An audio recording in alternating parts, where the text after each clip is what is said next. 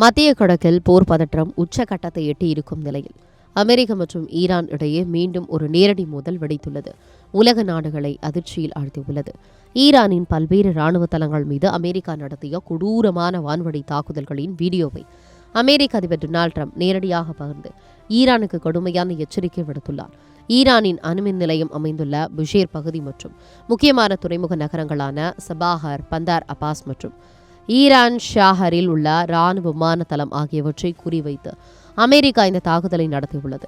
தாங்கள் நடத்திய தாக்குதல் மிக வலிமையானது என்றும் அமெரிக்காவுக்கு எதிராக ஈரான் செய்யும் ஒவ்வொரு நடவடிக்கைக்கும் 20 மடங்கு அதிகப்படியான பதிலடியை ஈரான் சந்திக்கும் என்றும் ட்ரம்ப் எச்சரித்துள்ளார். மறுபுறம் ஏர்ஃபோர்ஸ் ஒன் விமானத்தில் செய்தியாளர்களிடம் பேசிய டொனால்டு ட்ரம்ப் ஈரான் தங்களை தொடர்பு கொண்டு அமைதி ஒப்பந்தத்திற்காக கெஞ்சிக் கொண்டிருக்கிறது என்று ஒரு புதிய தகவலை வெளியிட்டுள்ளார்.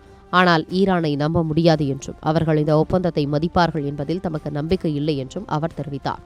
இந்த மோதல் காரணமாக ஈரான் நடத்திய பதில் தாக்குதல்கள் பக்ரைன், குவைத் மற்றும் கத்தார் ஆகிய நாடுகளை நோக்கி பாய்ந்துள்ளன.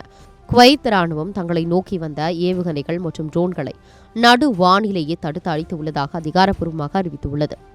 அமெரிக்காவின் இந்த தாக்குதலுக்கு ட்ரம்பின் மிரட்டல்களுக்கும் ஈரான் தரப்பிலிருந்து மிக கடுமையான பதிலடி கொடுக்கப்பட்டுள்ளது. ட்ரம்பின் இந்த மிரட்டல் பேச்சுக்கள் அவரது பலவீனத்தின் அடையாளம் என்றும் ஈரானியர்களை அச்சுறுத்தி பணிய வைக்க முடியாது என்றும் ஈரானிய வெளியுறவுத்துறை அமைச்சகம் சாடியுள்ளது.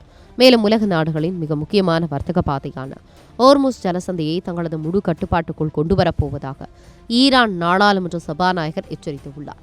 இரு நாடுகளுக்கும் இடையேயான இந்த போர்க்கள மோதலால் உலக அளவில் கச்சா எண்ணெய் விலை ஒரே நாளில் 8% வரை உயர்ந்து உலக பொருளாதாரத்தில் பெரும் அதிர்ச்சியை ஏற்படுத்தியுள்ளது.